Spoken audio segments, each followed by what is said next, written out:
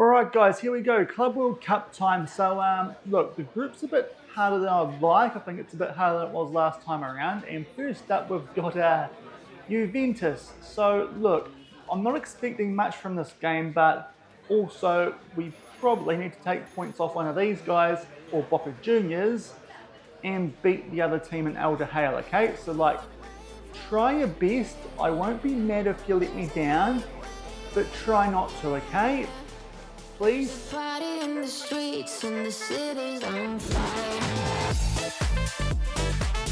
Hello everyone and welcome to episode number 173 of the New Zealand Builder Nation here on Shaun Does FM. I hope you're doing well. Come up today with Cashmere Technical. We've made our way to our second Club World Cup of this save and also our last Club World Cup, seeing as these days it's only once every 4 years. And first up in Group H, we take on Juventus. So if you're looking forward to that, then do remember to go down below, leave a thumbs up on the video, and if you haven't done so already and are enjoying the series here on the channel, also make sure to hit that subscribe button and turn that notification bell on as well. It is greatly appreciated. But yesterday had the draw for this group and also took on Wellington Olympic in a first round clash in the Chatham Cup. So if you missed that one, I'll leave a link to it over in the top right corner. Since then, leading in to this Club World Cup, only played a few more games at Cashmere Tech, 4 in the Southern League, and all of them very comfy wins. 6-1 over Selwyn, 4-1 over Nelson Suburbs, 5-1 over Green Island, and then a very, very goal-heavy game,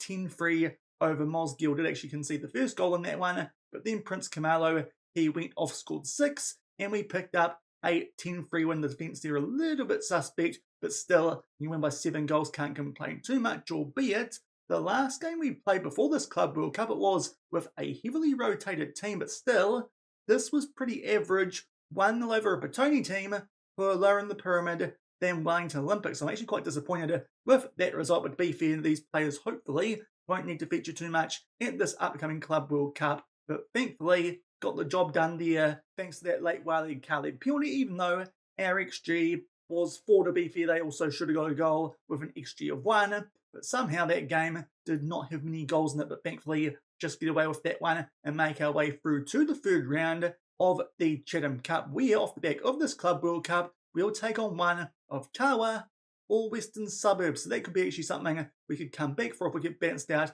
of this Club World Cup early, which you probably suspect will be the case because we've got a way tougher group than what we had last time. We've got our Qatar El Hale. That's the game that we really do need to win, and hopefully we can find a way to take a point off one of Boca Juniors or Juventus and somehow sneak through above one of those teams into the knockouts of this Club World Cup. Of course, last time around, we finished second in our group, then had to meet Barcelona in that second round, and off the back of that, did make our way home. But this group does look a lot tougher. First up, we've got Juventus' second game against El Hale and the third one against Boca Juniors. Those two games are being played at the same venue, so we'll come back for those two in tomorrow's episode. But first up, we'll take on Juventus and also run through.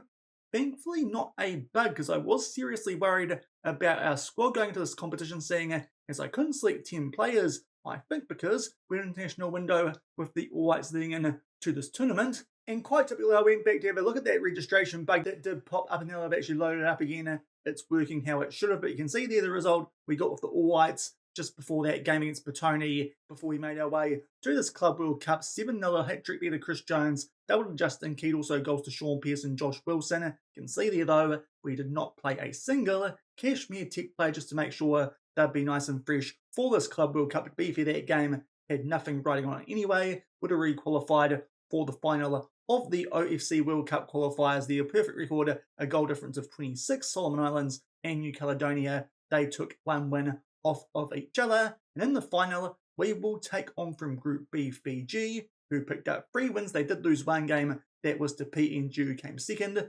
Vanuatu third, but a 2-legged final against those guys later this year. But to be fair, hopefully I can cover that off camera, because that should be a team that we beat quite comfortably all the way down in 131st in the world, albeit of late. It does look like they have made their way up those world rankings quite nicely, but thankfully, all those players in the All Whites were actually available for this Club World Cup. They were blacked out when I was trying to register them initially for this tournament, but thankfully, they are actually able to play. If it wasn't going to work out, I do have that cheeky little in-game editor just because Of course, we had those issues all the way back when with AFC Auckland.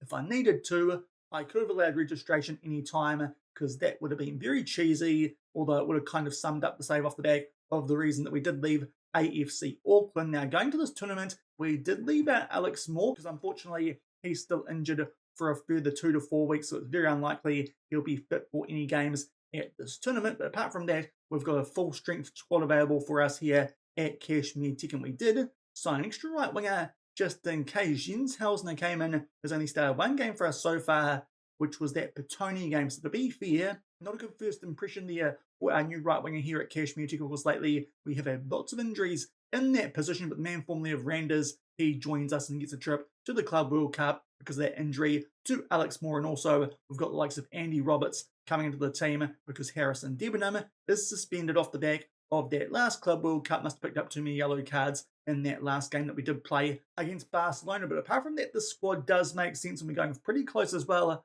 to a full strength 11 for our first game at this tournament. Hopefully can put it out during the course of this group stage and just see if we can somehow find a way to sneak our way through the knockouts, even though this group does look very tough. And of course, we do start off by taking on Juventus, who are a very, very good team from Europe. They did get knocked down in the round of 16, it looks like, by Chelsea in the Champions League, and that was quite comfortably, but it was off the back of them getting past RB Leipzig in the first knockout round. But still, this will be a very, very tough assignment for us here in this first game at the Club World Cup. They've got Enzo Maresca, the real-life Chelsea manager. He's at Juventus in the save. The key player is Diego Roca. He is a bit old and is Spanish, but does look pretty good with 91 caps. The former Barcelona man, albeit these days has been at Juventus for 9 years. It's been a large majority of his career over at Juventus. Now, to be fair, I will say something that could help us potentially in this game. The Serie A is one of the few European leagues, at least in terms of the top 5, I don't have loaded because no New Zealand players were there when I started the save. So maybe that means this squad's going to be a little bit weaker than it otherwise would be. But still, we got hot prospects like Ivan Scopelliti. Let's just see what he looks like. Can't really tell blimmin' a tribute masking, but still, he looks pretty decent just based on that first touch. But when I got players like Diego Roca, this is going to be a very, very tough day at the office for us here, but hopefully we might find a way to sneak a point off them or Boca Juniors. And maybe if we can beat Al Dahal by enough out of Qatar, that might be enough for us to go through to the second round of this Club World Cup before we get stuck into this first game. Unfortunately, all the games at this tournament are being played at stadiums in the same city that aren't actually there in real life. So it does make bus trips a little bit tricky. Hopefully we might actually go to a real life stadium at some point while we're here at the Club World Cup. The first one here, the Rib van Dillman Stadium, is not real. So unfortunately, can't do a bus trip. So instead, we'll just check out the FIFA paid hotel that we're going to go to before we get stuck into this game against Juventus. And this is what I've found. We're going to stay here at the 5-star Elite World Grand Sapanca. You can see the picture there in the background. It looks ridiculously lush. Of course, can make the most of this, seeing as FIFA are footing the bill with this one being a FIFA competition. They've got special deals deluxe. We actually want to have a look at all the other stuff here. Eating and drinking. I like eating and drinking, maybe not wellness and fitness so much.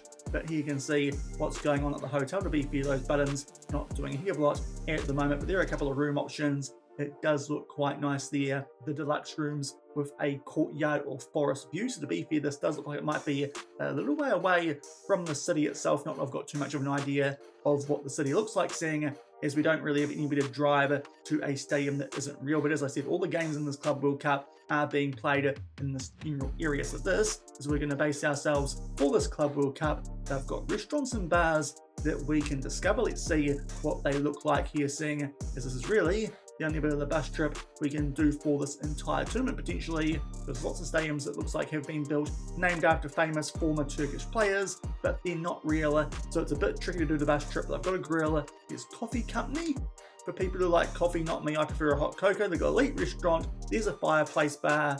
They've got bars. They've got corners, which apparently is for the healthy gym freaks. That should definitely suit all our players here at Cashmere Tech.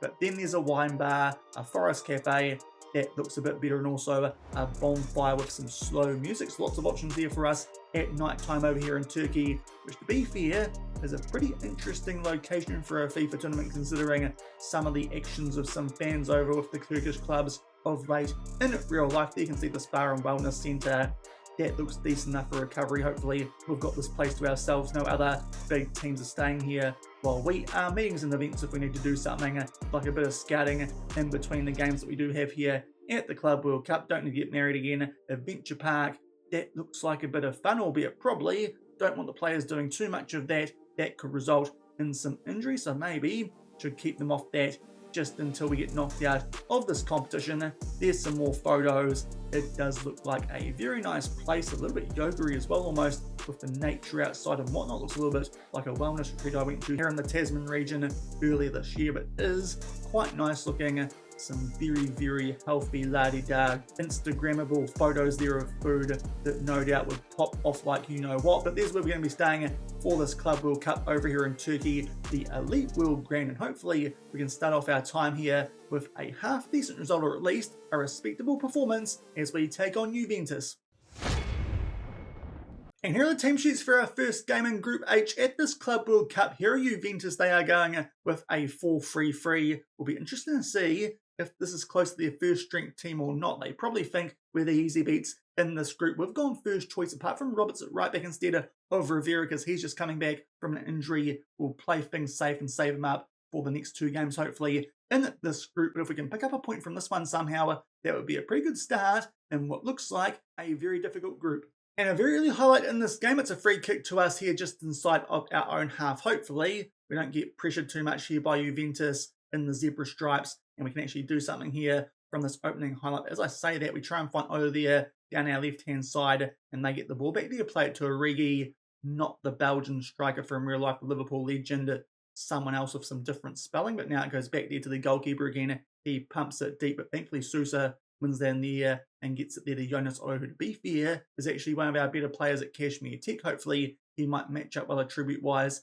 to some of these guys from Juventus, as will be the case hopefully with David Cifuentes, as long as he doesn't play as badly as he did in the Champions League final that we played earlier this week. But we play the ball forward there through Prince Camalo to Jonas Odo. We just talked about how good he might be compared to these Juventus players, and we strike inside 3 minutes here in our opening game, and hopefully this will give the boys some confidence to maybe pick up a point at the very least from this game. But that is some good build-up play. Actually worked the ball forward quite nicely there, and Otto pounds that one away very clinically into the top right corner, and we go 1-0 up early. And going forward 10 minutes off the back of that opening highlight, and surprisingly goal to us here, another free kick, this time a bit deeper inside our own half. Otto plays that one forward to Jamie Young. Unfortunately, that time loose touch from him, and Juventus again, they'll get a chance to make their way out from the back. But so far, bit of a surprising start. Let's see if it's just a bit of a flash in the pan, or if we actually have a chance here of grabbing something from this game. A good interception there down our right-hand side. Roberts, thankfully,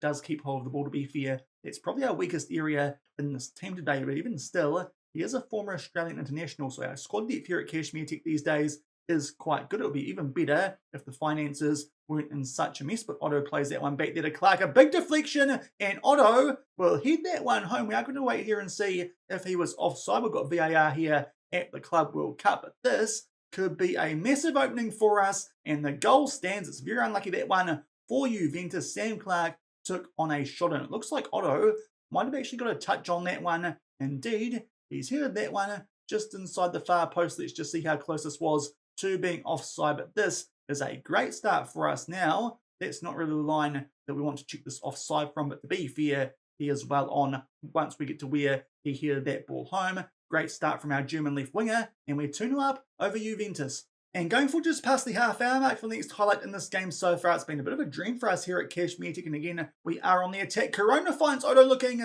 for a hat-trick, but this time I think he is offside. That looked far too easy as he puts that one past Hoyenhal there in goal for Juventus. So unfortunately, it's not 3-0, it's still 2-0, but Jonas Otto looking very dangerous early on in this game. That run just way too early there. Good finish, but it won't count. Still 2-0, but getting late now in the first half. And we make our way inside the last 5 minutes of this first half. A good chance for you guys actually to see the stats from this game, and we're actually out playing Juventus as well. So this is a big tune-up for the books. I did actually download the Indonesian 4-2-3-1s from the FIFA Football Manager World Cup, just in case we really struggled against these big teams at this Club World Cup. But so far, our usual tactic actually doing a pretty good job. So very happy with how we're going here. 2-0 up over Juventus, and absolutely no reason to change a single thing with that scoreline the way it is. Hopefully we can keep it up and pick up some big points early in what looked a difficult group.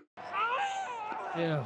And only seconds into the second half, things were going way too well for us according to FM's Prince Camalo. He's been injured, so that hopefully won't be too serious a foot injury. Craig Johnston will come on for him, but unfortunately that now means we're being forced into an early sub here in the second half. But so far, going very well. We're still at 2-0 in front. And in fact, only a few minutes from that previous sub, now a couple of players have picked up yellow cards in Otto and Corona. Definitely not taking off Otto in a hat-trick, but Corona going fairly. Let's bring on Marcus Vinicius in his place. That's now some subs used a bit earlier than I'd like to in this game, and also would have really liked to keep our first 11 for as long as possible in this game, but hopefully it won't prove too costly. And now, Wiley Khalid has picked up an orange injury, so FM has it out for me here in the second half of this game. Either that or the Italians, they're just angry. So Diego Mazzi can come on for Khalid. Hopefully that's not too serious, especially as we're taking him off early. But because of those injuries and the yellow card that we made subs for earlier in this half, it does mean this is our last stoppage. So we'll take off Young going fairly for Finn Brown. And also, with our last sub, maybe we take off Sam Clark on a bit of a deeper yellow card than some other players out there for Tristan Turner. So those are all our subs used pretty early here in the second half, but thankfully still 2-0 in front. But before some of those subs can go through, there is a free kick here to Juventus looking for that top right corner, but thankfully that one goes high and wide. And with only 25 minutes left, we're still at 2 goals in front. And we just made our way into the last 10 minutes of this game. Unbelievably, still 2-0 to us here at Cashmere Technical. Stats-wise, we're still the team on the front foot, but Juventus coming at us there briefly, try and play a ball over the top. Thankfully, Anderson, I think that was, cuts it down. Now Johnston gets us on the attacking side of the final third. Can we grab a goal here to put this one to bed? Yes, we can. Some lovely Barcelona-type passing from us there. Tristan Turner off the bench took on the shot. It's ended up being an own goal there. Didn't quite catch the name, that one, who it came off there. Or Juventus, let's just see who it was. But Johnston, nice little back flick there. Roberts to Mazzi, some lovely one-touch football. Otto almost could have completed his hat-trick, but Bobby O, an own goal goes against him there for Juventus. And we are not just beating these guys and not FMing them, we're actually deservedly pulling their pants down a bit here, the big team from Italy in this first game of the Club World Cup. Now Otto gets in behind looking for a hat-trick, but unfortunately can't quite hit the target. That might have been his chance there to get a hat-trick at the Club World Cup. And now, all our right-wing issues are getting really bad now. Diego Mazzi is off the field. Hopefully that won't prove too costly with only a few minutes of added time left in this game. But that could be a problem for our next couple of games at this competition if that Wiley Khalid orange injury is a bit serious. But thankfully, that was a really good opening display for us here at Cashmere Tech against a big European club.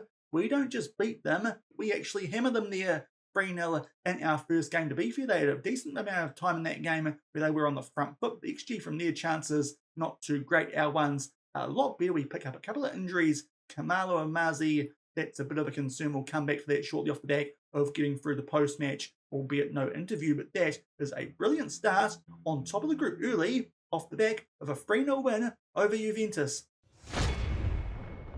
So a big upset win for us there in our first game at this 2041 FIFA Club World Cup. 3-0 over Juventus. You can see the stats there again. We actually deserved that one, so I think our tactic not too bad here currently at Cashmere. I've got to show you guys this quickly before we have a look at the injuries. That's what we're going with still, the New Zealand 4-2-3-1. But as I said, I did load in the tactics that the Indonesians were using from the FIFA E World Cup a couple of weeks ago. But to be fair, I haven't even trained any of these, and they are 4-2-3-1. So hopefully if we need to use them, our players will be somewhat comfortable with them. But we are still sticking with the tactic that I've brought into this, and it's doing pretty well if we can beat Juventus 3-0, albeit, as I said, maybe having Serie A not loaded as a playable league might just have helped us out there a little bit, might have made that a bit easier than it otherwise would be. But that is a big result. Let's just see how bad these injuries are. First up, our first choice striker in Prince Camalo, twisted ankle, 3 to 5 weeks. That pretty much means he's gone for the Club World Cup, and that means that Craig Johnston will step up. It also means that maybe Andrew Thomas is now the backup striker instead of an extra right wing option, which is a concern because next two injuries are for right wingers, and to be fair, I can kind of see how bad they are down there. Diego Mazzi, pulled calf muscle, out for the exact same amount of time, so it's another player gone for the Club World Cup. So that win has come at a cost. Wiley Kelly, though, thankfully, just a bruised ankle. He's only asked for 1 to 3 days. Hopefully I can click on him and get him on general rehab nice and quickly, because he should be back in time for our next game against Al Dahale, which if we win, we might already book our ticket through the knockouts of this Club World Cup. And to wrap things up for today's episode, we'll go forward and see what happened in the other game in our group, and also how things are looking in all the other groups off the back of the first match day. There you can see Boca Juniors, as you'd expect, pick up a 5-1 win over Al Dahale out of Qatar. So coming up first up tomorrow, we'll take on that team from Qatar. That's definitely a game that we should be winning off the back of a 3-0 win over Juventus. Now if we can do that and Boca Juniors can beat Juve, we might book our ticket early into the knockouts of this Club World Cup. So we've actually got a decent chance now of making our way through the knockouts, as long as we do make our way past Al Dahale first up in tomorrow's episode. Unfortunately, again, that's at a stadium that isn't real in the game. So unfortunately, getting a bit dudded here on chances to do a bus trip. There's our group off the back of the first match day. Boca Juniors are above us, but only just the tiebreaker in these groups is goal differential, then goals scored. So hopefully we might find a way to somehow make our way above those guys. But to be fair, just being on 3 points early is pretty good for us, seeing as we took on Juventus. Let's just have a quick look at all these other groups. Group A, Fenerbahce and PSG, they picked up 1-goal wins over Al Hilal and Palmeiras respectively. Going down to Group B, in this group, AC Milan beat Raja Casablanca 3-0. Al Ittihad held Arsenal to a draw, so that bit of a surprise there in that game from Group B. Group C, Barcelona, the defending champions, bumped Al Sadd as we predicted. They might be quite sad in this group. They lose 6-1, and Flamengo just get past Porto thanks to a late first half penalty. So Barca and Flamengo looking like they might be in a strong position to go through from that group. Group D, Man City, as you'd expect, 2-0 over Charlotte FC, albeit that margin not actually as big as I thought it might be, but they're on top with Wydad Casablanca in second off the back of a 1-0 win over Nacional out of Uruguay. Group E, this is dead even, albeit it's because Bayern Munich, they drew with Marseille. Real Salt Lake, they took a point off of Supersport United. You'd expect the two European teams to now clear out in this group, seeing as they can take on the teams from South Africa and the USA respectively in their next two games. Going down to Group F, and this one 2 wins early to Chelsea and Real Madrid. Real Madrid 2-1 over River Plate. Chelsea 3-0 over CF Pachuca. But that does definitely look like a bit of a group of death with 3 pretty good teams in that one. Going down to Group G to wrap things up, RB Leipzig 4-0 over the Vancouver Whitecaps. They definitely look the strongest team in that group. And the Mamelodi Sundowns 2-1 over Penarol out of Uruguay. So RB Leipzig and Mamelodi look pretty good to go through from Group G. And to be fair, if we do get out of the group stages, I think we'd take on someone from this group. So if we can top our group, there's definitely a big reward for that being the case, because you'd imagine RB Leipzig will top it if we get someone who aren't RB Leipzig.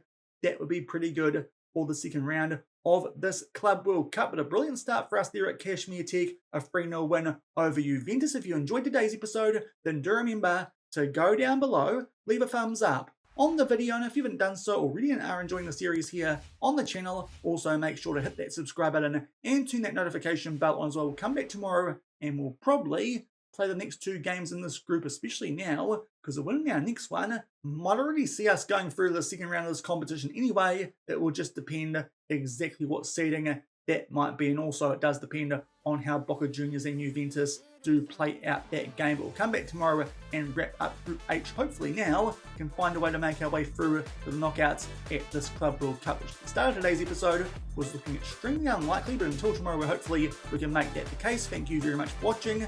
Keep on keeping on, and I'll see you then. Cheers.